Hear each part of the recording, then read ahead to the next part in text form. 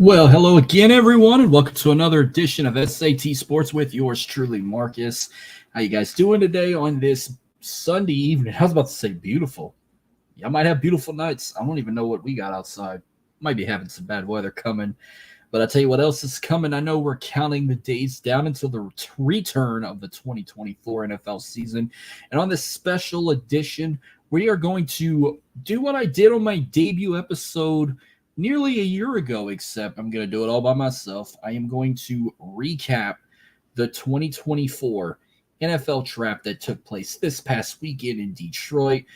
Shout out to the Detroit crowd. I know they had about a record attendance. They said over 700,000 people jam packed for the whole weekend, especially for night one of the first round of the NFL draft. So big shout out to the Motor City for bringing it all in, and there were some record breaking crowds.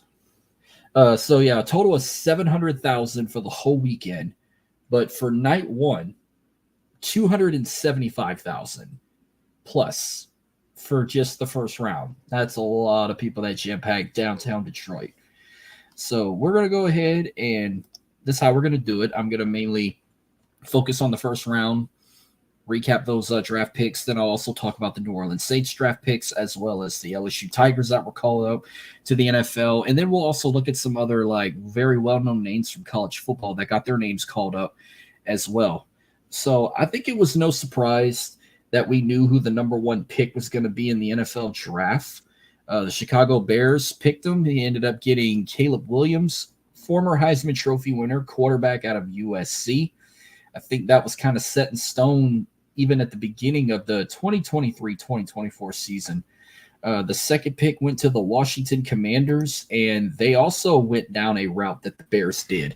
They picked up previous Heisman Trophy winner and current Heisman Trophy winner Jayden Daniels, quarterback out of LSU. So I'm trying to remember history here. When was the last time we've had back-to-back Heisman Trophy winners get called up? I don't know if that's ever happened. I mean, if it happened in the past, comment below and let me know. But this was the first time I can remember the last year's Heisman winner called up, and then very next pick, this previous winner was called up. So Jayden Daniels going to the Washington Commanders. At first, I'm not going to lie, I did not want this to happen. I guess it's just those ugly jerseys of theirs. I don't know. I think the Commanders have one of the ugliest jerseys I've seen in recent years, but I hope he brings him success because I can't even remember the last time that the Commanders had a very successful season where not only did they win their division, but they like got to the NFC Championship or even a Super Bowl. It's been a long time for Washington. Maybe he could change that around. Hope he can do that. Third pick went to the New England Patriots. They selected Drake May, quarterback out of North Carolina. So now New England's got their guy because it's not Mac Jones. Mac Jones now with the Jacksonville Jaguars as a backup for Trevor Lawrence. Let's see if Drake May will be that guy and bring New England back to all those championships like Tom Brady did.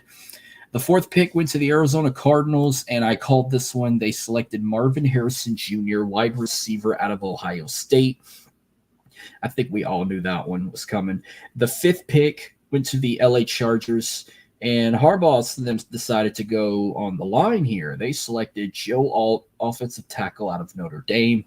The sixth pick went to the New York Giants, and they selected the second LSU Tiger to go, Malik Nabers, wide receiver out of LSU. So in the last 10 years ago, the Giants drafted Odell Beckham Jr. out of LSU. 10 years later, they now draft Malik Nabers. We'll see what he does there. The seventh pick, the Tennessee Titans selected J.C. Latham, offensive tackle out of Alabama. So that's the first Crimson Tide that got off the board here. All right, let's talk about this eighth pick. The Atlanta Falcons. I think that I said they needed an edge and mainly needed some defensive guys. But it's like they don't give a shit about their fans. And as a Saints fan, this is kind of hilarious. But the Atlanta Falcons selected Michael Penix Jr., quarterback out of Washington. Didn't you draft a quarterback a year ago, 2 years ago, Desmond Ridder? Didn't you just pick up Kirk Cousins and now you got Michael Penix Jr.? I know the Falcon fan base on social media were not happy about this pick. He ain't even played a single down yet, and he's already getting hate. This guy who was just a runner up in the Pac-12 championship, a runner up in the national championship a year ago. I mean, good. I don't know what to say about that. I mean, I thought he was a decent quarterback. Oh, and he was a runner up for the Heisman Trophy as well. He was voted the runner up over Jaden Daniels. So he's just like the runner up guy. So they drafted a runner up quarterback. And potentially, I don't see starting. I think they'll stick with Kirk Cousins, but maybe this was a smart pick because if you remember that documentary on Netflix with the quarterbacks, they did it on like Patrick Mahomes, Kirk Cousins, and they did it on one more quarterback. Marcus Mariota. Remember Kirk Cousins got hurt with the Vikings, and he was out the rest of the season. What if he gets hurt again? He's out for the season again, and then they have nowhere else to turn because obviously Desmond Ridder isn't as good. You got this guy. So we'll see what happens there. Moving on, their second time tonight, the Chicago Bears get a first round pick. With the 9th pick, they pick Rome Odunze, wide receiver out of Washington. So that's back-to-back Huskies in the first round. I don't know if that's ever happened before in program history, but if it never did, congratulations to the University of Washington on that. The 10th pick originally was supposed to go to the Jets, but they traded down. So they traded their pick with the Minnesota Vikings, and the Vikings got their guy. They drafted J.J. McCarthy, quarterback out of Michigan, the current national champion. So they got their QB1. The Jets got the 11th pick, and I'm apologize if I can't pronounce this right, but they selected Olumuyiwa Fashanu, offensive tackle out of Penn State. That's a lot of words there to fill up there. 12th pick, okay, just like the Atlanta Falcons. What are you doing, Sean Payton? So 2 days before the draft, the Denver Broncos pick up Zach Wilson. 2 days later, they draft this guy, Bo Nix, quarterback out of Oregon. I'm sorry for Zach Wilson's probably going to be QB2. I'm going to have to say Bo Nix will be QB1. He's probably better than Zach Wilson.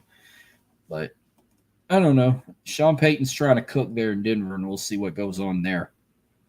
This one kind of surprised me a bit. I didn't see him going to this team, but they did need a tight end. 13th pick, the Las Vegas Raiders selected Brock Bowers, tight end out of Georgia, the number 1 tight end in the draft. So shout out to the Las Vegas Raiders getting that one.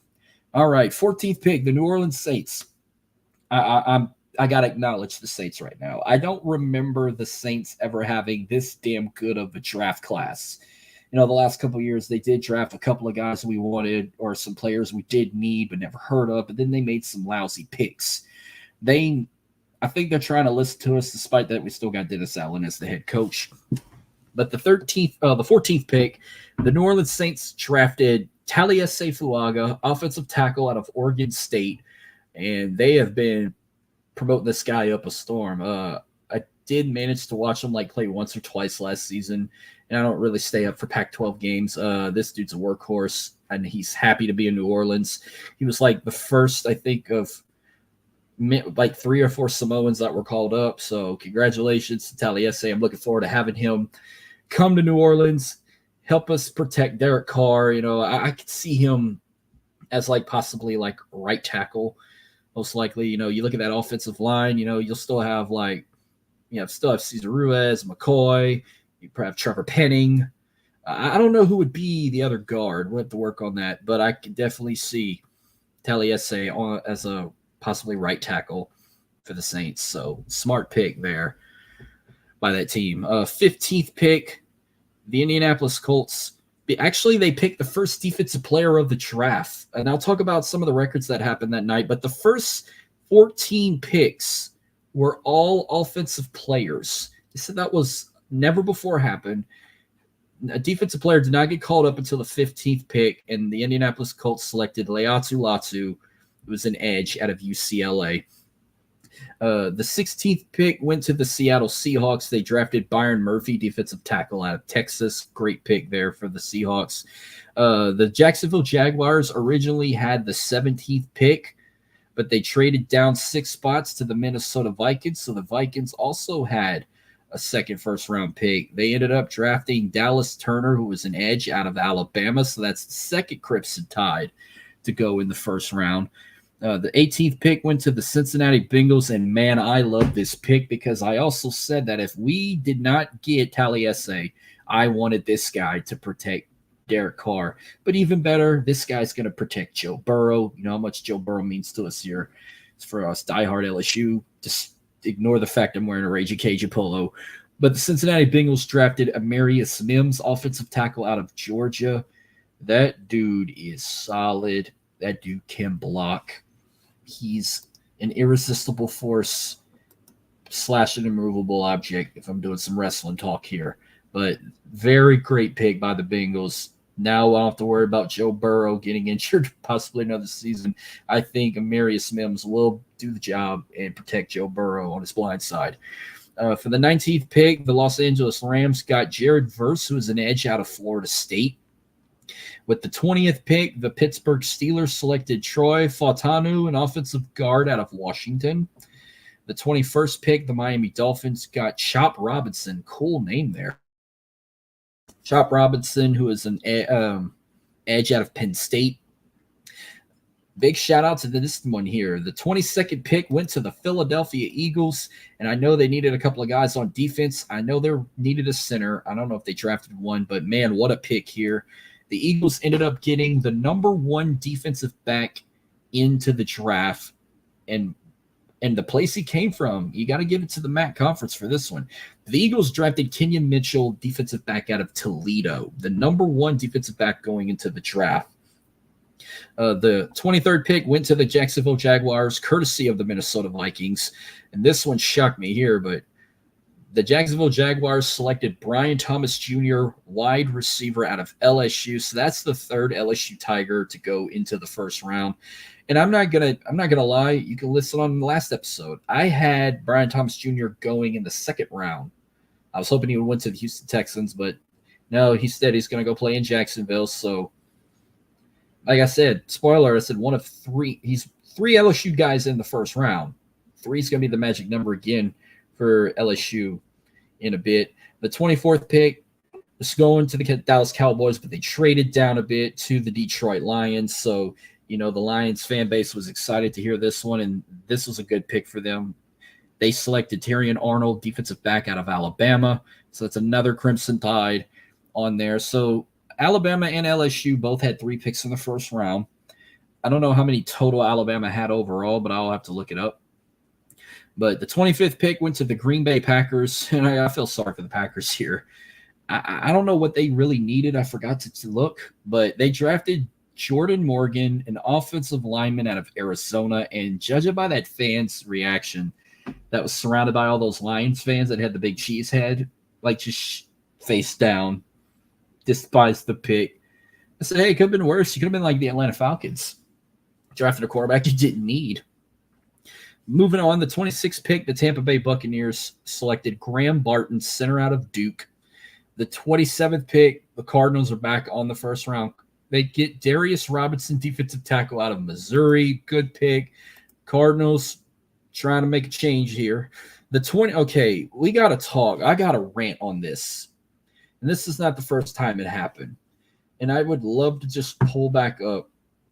I feel like I'm going to be here a good minute to bring up why they did this and for what. But I think the laughing stock of the NFL draft went to the Buffalo Bills. I don't know how stupid you got to be to do what these guys did. What they did in this draft, they'd be lucky if they even could make it to the playoffs or be the team they were the last few years. Just did not even. Oh, God. I mean, I don't even know why I care. Because, it's like, I'm not even a Bills fan. The Bills Mafia is a crazy fan base. But I did give them a chance at one time if they were not playing Joe Burrow. If they were playing, like, Patrick Mahomes and the Chiefs, I kind of gave them a chance, and they still couldn't beat them or whatnot. Okay, so they originally had the 28th pick, but they traded down to the defending Super Bowl champs, the Kansas City Chiefs, You gave a team that eliminated you in the playoffs a chance to go for a three-peat? You needed a wide receiver, and what did they do? They drafted the top one they had left because you already had all the other ones gone. You already had Marvin Harrison Jr. gone, Malik Neighbors, Brian Thomas Jr. All those guys were gone. So you got the best guy that was still on that list. Chiefs drafted Xavier Worthy, wide receiver out of Texas. And all for that, the Buffalo Bills did receive the final pick of the first round, plus the 95th pick and the 221st pick. And the Chiefs also received the 133rd pick and the 248th pick. But wait, there's more. When I get back to them in a bit. So the Dallas Cowboys were on the clock, 29th pick. They get Tyler Guyton, offensive tackle out of Oklahoma. That was a trade by the Detroit Lions as well. Lions traded with the courtesy of the Lions. The Baltimore Ravens had the 30th pick. I do like this pick. They drafted Nate Wiggins, defensive back out of Clemson. The 31st pick, the San Francisco 49ers selected Ricky Pearsall, wide receiver out of Florida. And then the final pick of the first round, the Buffalo Bills were on the clock. And what do? They trade again. This time they traded to the Carolina Panthers, who didn't even have a first-round pick until now. And what do the Panthers do? They go after the next big wide receiver available. They get Xavier Leggett out of South Carolina. And what did the Bills receive for that? They receive the very first pick of the second round plus the 141st pick. And Carolina also received the 200th pick. What the shit is Buffalo trying to do here? You had two chances to get a wide receiver, and you blew it. First, you got rid of Stephon Diggs to the Houston Texans. Texans are going to be a legit offense now. You needed a wide receiver to replace Stephon Diggs. You couldn't even do that. Until you got to the next round, they drafted a guy. I even forgot who they drafted. They drafted somebody from Florida State, but I didn't even put that on this list here. So that was concluding the first round of the NFL draft. Matter of fact, I'll just look at the other big names around the NFL and college football that got called up. So we're going to scroll down a bit. Another name that I was hearing a lot in the first round was Cooper DeJean, who was a defensive back out of Iowa. He went for the 40th pick. He went to the Eagles. Eagles called his name. So a couple other big names. Jonathan Brooks, running back out of Texas. He went 46 to the Panthers. I've been bragging this guy a lot. I was hoping the Texans would have picked him up because they needed a defensive tackle. But Chris Jenkins out of Michigan, he went to the Cincinnati Bengals on the 49th pick. Speaking of the Bengals, they picked up another big wide receiver in Jermaine Burton out of Alabama, the 80th pick. That running back for Michigan that I bragged about, Blake Corum, he went 83rd to the Los Angeles Rams, so congratulations to him. Roman Wilson from Michigan went to the Steelers, 84th pick there. And I will give a shout-out. LSU wasn't the only school in the state that had a guy get called up to the NFL draft. Shout out to Tulane. They got two guys that got called up. The first one, wide receiver Jaquan Jackson, goes to the Tennessee Titans. He was the 182nd pick. And they were also bragging about Michael Pratt, the quarterback. Who that nation wanted him so bad. They wanted to get a local boy, stay in New Orleans. Instead, he's going to go to Lambeau. Michael Pratt was called up by the Green Bay Packers. He was the 245th pick. So now Jordan Love got his backup. I like this pick here for Green Bay. Michael Pratt's a good quarterback. I think he can do well over there. Other big names that were called up. Johnny Wilson from Florida State at wide receiver. He went to the Eagles, 185th pick. So we got Johnny Wilson and Heisman Trophy winner Devontae Smith together as wide receivers. Wow, that Eagles offense going to be slamming. Jamal Hill, that linebacker out of Oregon, he went to the Houston Texans, 188th pick. Good one there.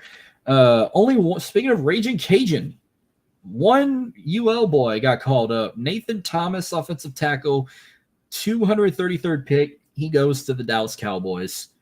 And then finally, Mr. Irrelevant went to the New York Jets, and his name was Jalen Key, safety out of Alabama. So That's another Alabama name that got called up. So before, I do want to mention a couple things about the draft as well. Speaking of that, 11 SEC players were drafted in the first round, the most of any conference. So you said three from LSU, three from Alabama. You also had one from Georgia, actually two from Georgia. Excuse me, there. One from Missouri, and one from Florida and South Carolina. They did not include Texas and Oklahoma yet because they will not be officially in the SEC until I think July 1st. So, and then speaking of LSU, we said there's three other names I got to mention that were called up in the draft besides Jaden, Malik, and Brian Thomas Jr. They were the three that got called up in the first round, plus Jaden Daniels and Malik Neighbors, the only quarterback wide receiver duo on the same team to get drafted in the first round together. That never happened with any other program. So it ain't nothing like LSU. Congratulations on another historic reign for LSU.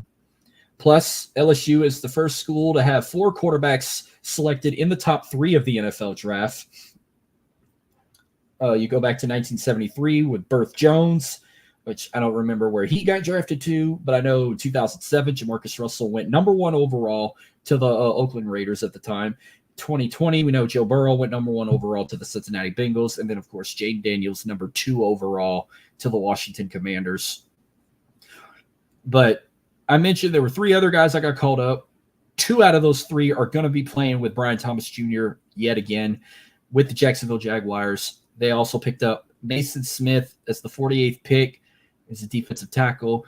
They also picked up another defensive tackle in Jordan Jefferson with the 116th pick. And then also finally another defensive tackle from LSU was called up, Mekhi Wingo, the 189th pick to the Detroit Lions. That's only 6 LSU Tigers were drafted, but there were 5 LSU Tigers that signed with teams after the draft. Charles Turner III signed with the Patriots. Noah Cain signed with the Bengals. Andre Sam signed with the Eagles. Omar Speights signed with the Rams. And Ovi Ogofo signed with the Giants. So congratulations to all those guys.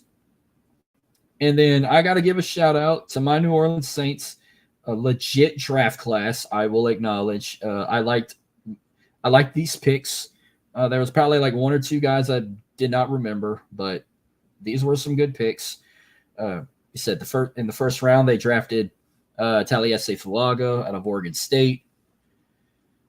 So we got just for shits and giggles, we go from drafting one of the top linemen in the country to drafting a kid's drink, if you know what I mean.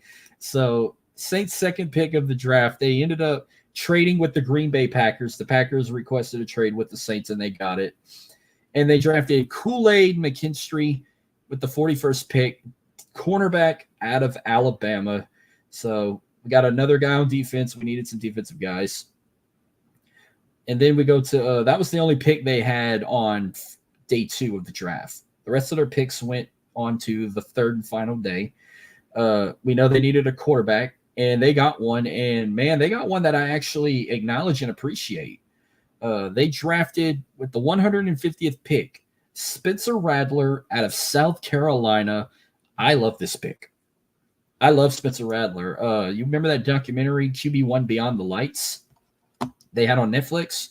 Season 2, I think I remembered it featured Spencer Rattler. It featured goddamn, what's that quarterback from Georgia? Oh man, he's the one that I can't believe I can't remember his name. I just said his name not long ago.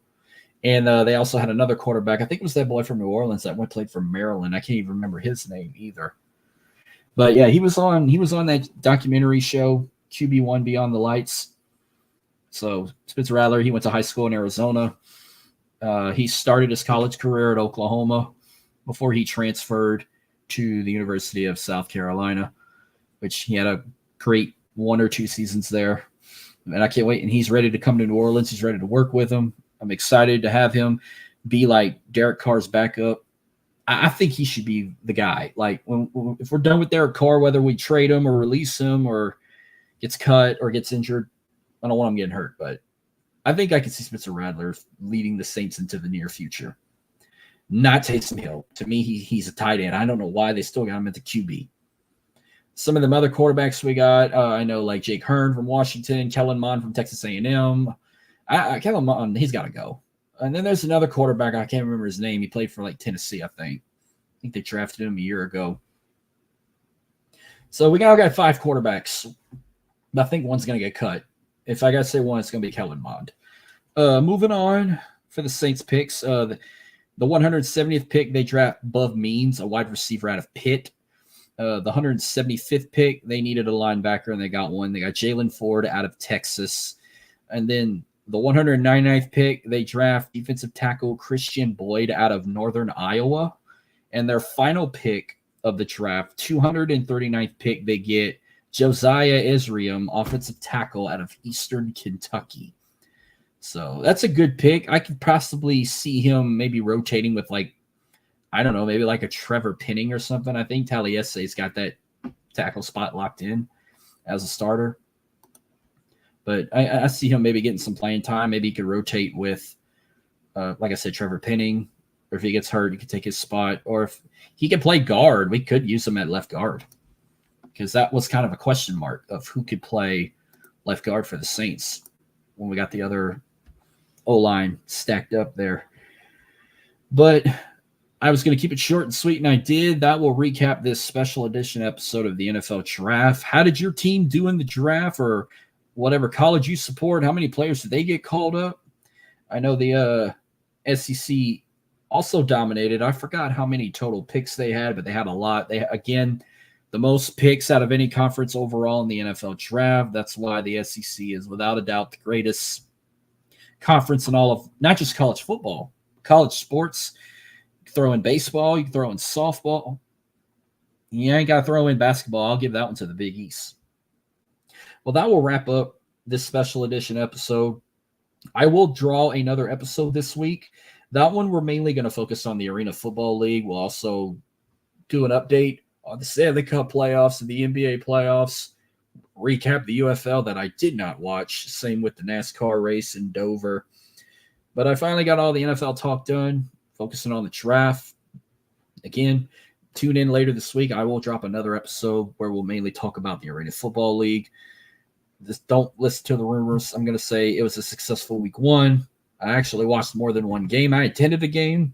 I'll share all that next episode, but then we'll wrap up tonight. Again, you can find me on Twitter at MarcusElite337. Subscribe to my YouTube channel to watch these live editions of SAT Sports Anytime on demand.